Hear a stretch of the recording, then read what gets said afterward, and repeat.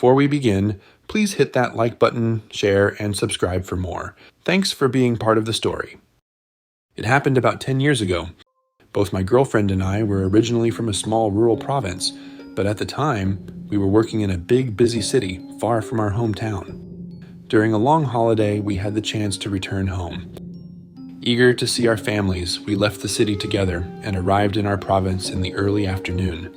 Our first stop was my family home in a district within the province. Back then, getting to my house wasn't easy.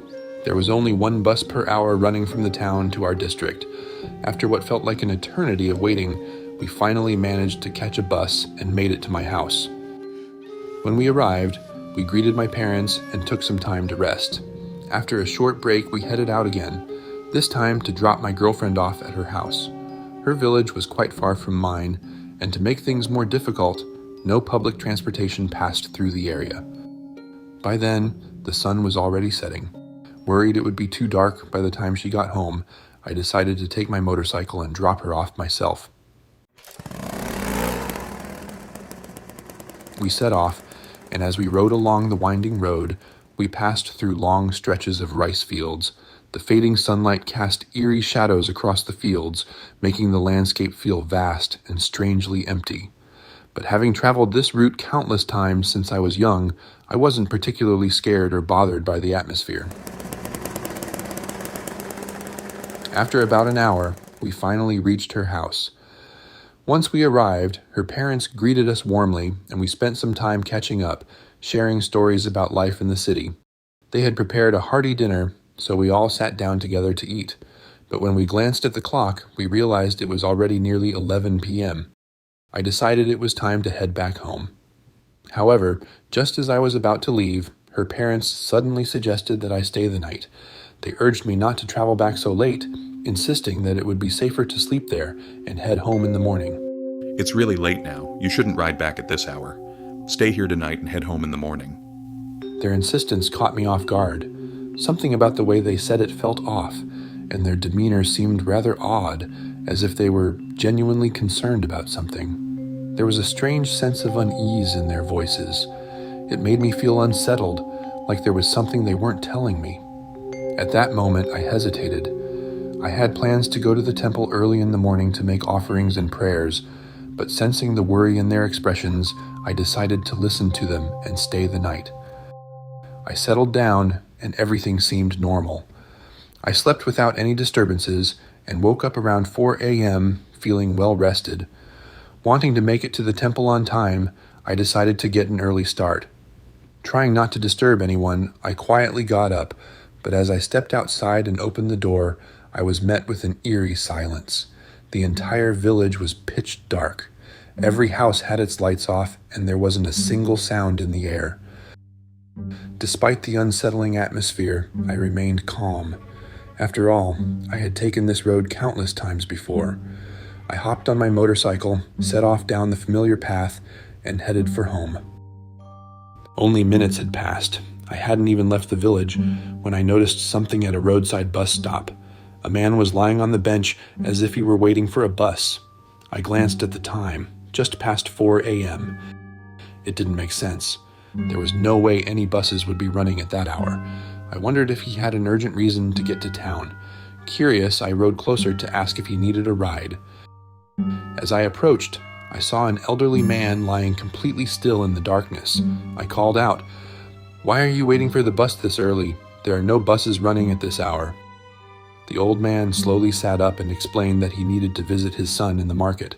"I'm heading into town to see my son." We exchanged a few words, and as we talked, I noticed a strong smell of alcohol wafting from him. It was pungent and unmistakable. Trying to lighten the mood, I joked, "Drinking this early, huh?" The old man chuckled. Despite the odd atmosphere, I found myself feeling a bit of sympathy for him. Since no buses were running yet, I offered him a ride. "The bus won't be here for at least another couple of hours. Want to come with me? I can take you into town." The elderly man agreed with a nod, and we set off together on my motorcycle. We had been riding for a while when we reached a stretch of road near a forested area. A monastic retreat stood in the distance, with a cemetery next to it. The air grew noticeably colder.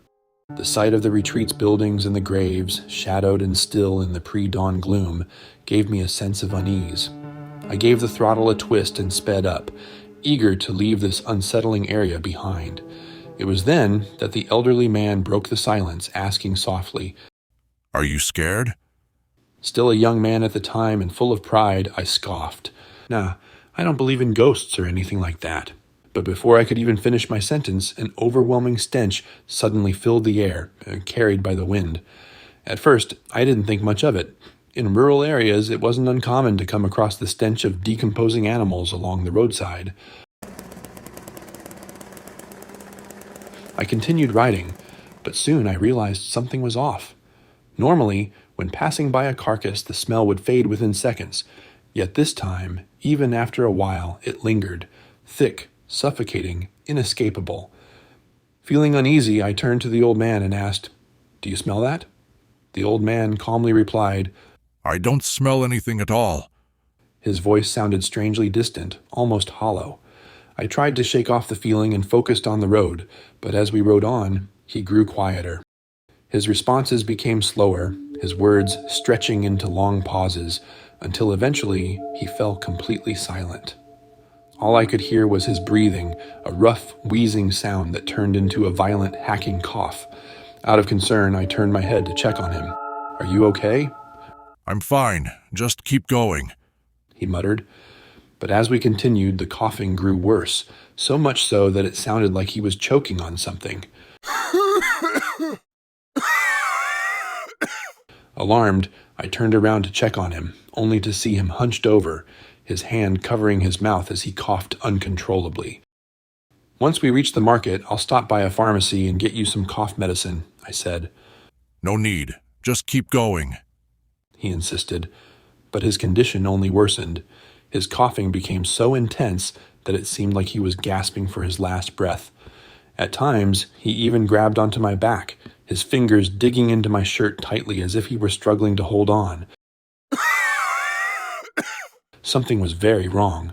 I turned my head again, and my entire body froze. The old man's face was gone. Instead of seeing his face, all I could see was the back of his head. It was as if his neck had twisted a full 180 degrees. But the most horrifying part wasn't just that. It was the way his head hung limply, like the broken neck of a dead chicken, as if the bones inside had snapped. I was paralyzed with fear, and before I could even process what was happening, everything went black. When I regained consciousness, sunlight was streaming into my eyes. I found myself lying in a rice field beside the road, having somehow crashed through bushes and off the pavement. My motorcycle was lying a few yards away, half buried in the brush. Dazed and disoriented, I dragged myself up. Even after waking up, I was still in shock, my entire body aching from the fall. I tried to recall what had happened.